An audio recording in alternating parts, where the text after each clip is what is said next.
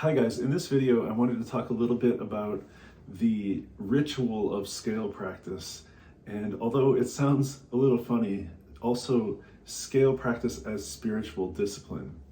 And I think this is a real thing because what you're going to find as you practice more and more these scales, or in your practice of music in general, is that there will come a point where you have basically mastered the material to the degree that you possess mastery over yourself. And what I mean by that is, for example, as we put this whole cycle of 24 scales together, ideally, if you have a lot of time to practice, if you're very ambitious and you want to reach your full potential, you'll be practicing the guitar hours a day. And I think at least maybe a third of that time should be devoted to technique. And within that perhaps hour or even two of technical practice, something like this Segovia Scales cycle could play a really prominent part.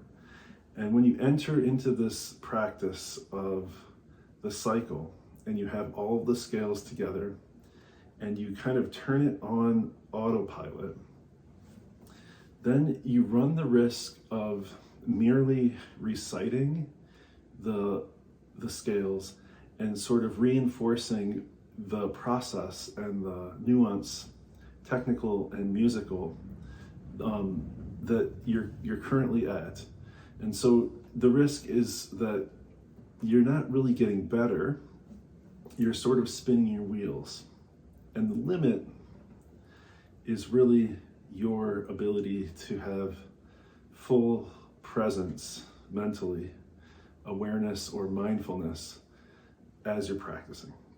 And so that's what I mean by saying that at a certain point, even something like as mundane as scale practice can become a spiritual discipline, because you're using these scales as a vehicle or as sort of a context for working on a bigger project of kind of controlling discursive thought and really being able to center in and really create a meditation actually out of the whole scale practice.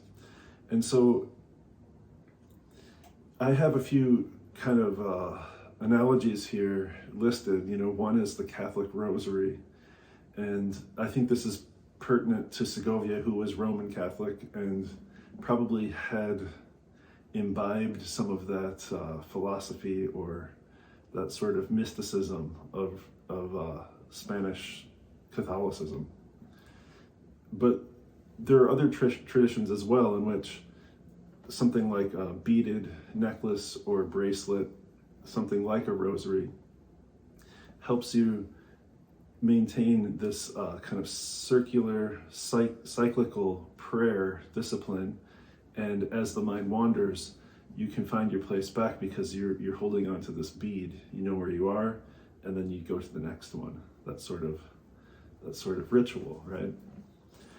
Well, I think you can treat these Segovia scales in much the same way once you put together the cycle of 24.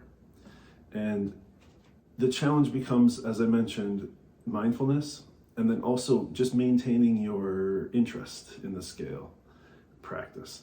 And so I have some ideas listed here as well, things like playing to a drum machine.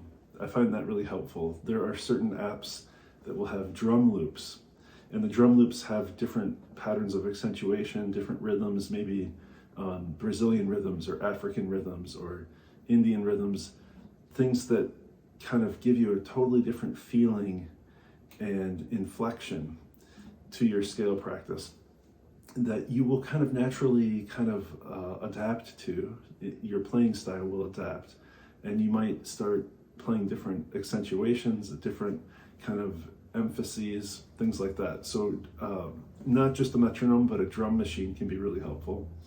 And then another big topic is this idea of improvisation, which is kind of outside the scope of this course, but I would say that it's important to, at a certain point, maybe not just play the scale up and down, but find some melodies inside the scale.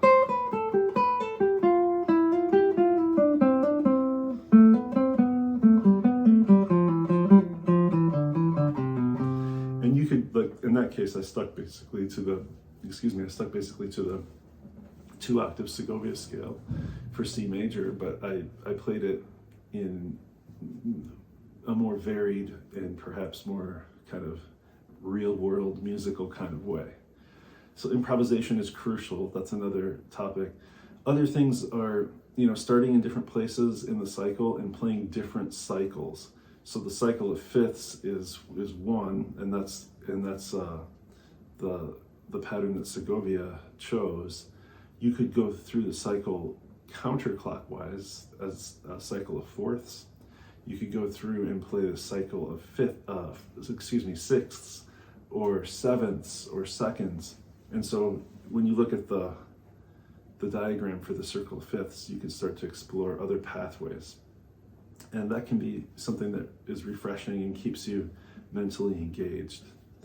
But the main thing I want to stress here is that at a certain point, it becomes more of an intellectual, I don't want to necessarily frame it as a battle, but a challenge where you're not just drifting off and kind of being unconscious about what you're doing.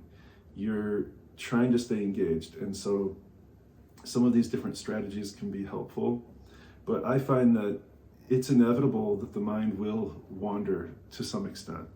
And so we keep bringing it back to focus on different aspects of scale technique, whether that's right hand alternation, or if it's dynamics or tone color or accents. All of these different things can help to re-engage the mind and make it an active participant in the ritual of scale playing.